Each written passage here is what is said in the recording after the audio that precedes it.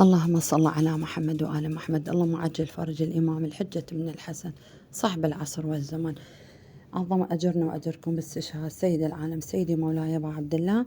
هنا أنا هذا ثواب ثاني يوم محرم، فهنا أنا خليت يعني كيلو دقيق ورشة ملح، وسويته بالأعواد الصيني هنا، وخليت اليogurt الزبادي يعني اللبن، وخليت فعلت خميرة وسكر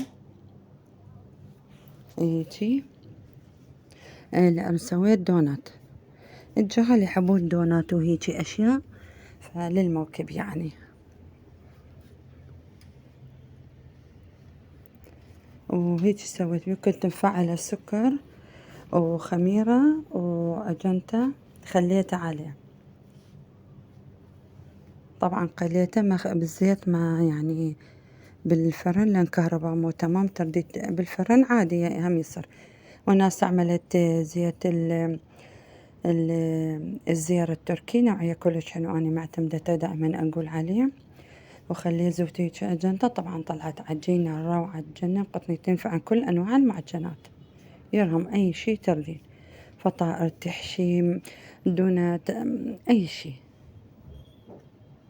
وخليته يختمر، ما شاء الله شلون اختمر. سويته ثواب إمام القاسم سلام الله عليه وعلي الأكبر. والعام هم مسوي ثوابهم بقناتي كب كيك يمكن والتحلية ايه. شو شلون طلعت عجينة روعة تخبل الجنة. شوف هش وقطني وهنا خليته يختمر. طبعا كنت بالموكب من عن أودي أخدم هناك بالموكب، فحبوه كلش يعني. شو العجينة شلون مرتفعة بالاختمار ما شاء الله.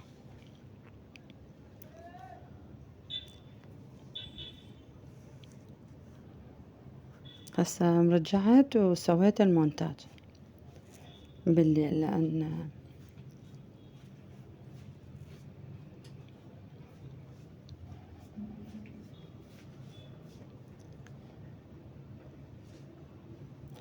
من تحب من النساء قرايا مال النساء أصور لها على أصور لكم على مود تشوفون مجلس نسائي.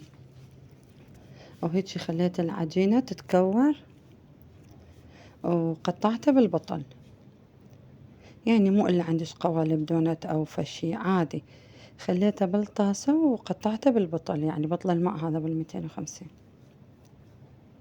هيجي سويت والعجينة تصير يعني هيجي يعني لا مو خفيف ولا ثخين، يكون يعني هيجي متماسك، يعني نص يعني. ما عليكم تعبان ملط مو بجون.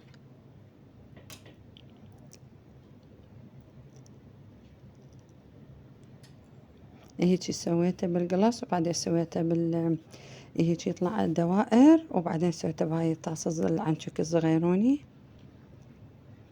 وخليته بقبغ البطل هيجي فتحته، لأن الجو حار فلازم نكمل الأشياء من وقت، والكهرباء هم مو تمام. وهيجي بهذا بطل الماء شلون صار طلع دونت لو لا. الما عندي تجرب هاي الطريقة كلش حلو. تبدين تخلين بيضة بالعجينة عادي، أنا ما خليت بيض عادي، مو إلا تخلين بيض.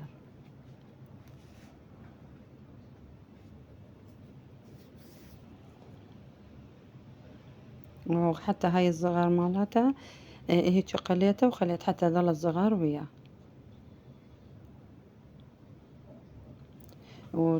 يعني هيك سويته وخليت على وجه شوكولاتة وفرماسيل. ذوبت الشوكولاتة بحمام مائي. وهنا أنا أسوي الحلوى البالوتية، خليت كوبين سكر لحد ما تجانس يعني، وشو يعني تغير اللون ماله ماكو. بعدين خليت ماء لحد ما هيك يصير، وخليت باكيت شو يقولون نشا بدون حليب. طبعا كلش حلو الطعم وروعة يتجنن. أنا حتى أمي والله عندها سكر أكلت من عنده وداعت الله، قال شنو ما تنطيني ثواب، ما تخلين شو قد بيها لا ما أكلي مال البيت يعني ثواب ما يأثر عليك. وهنا أنا خليته وخليت مكسرات عليه، وحد ما يتجانس ومشاهدة ممتعة. تحياتي لكم، باي حياتي.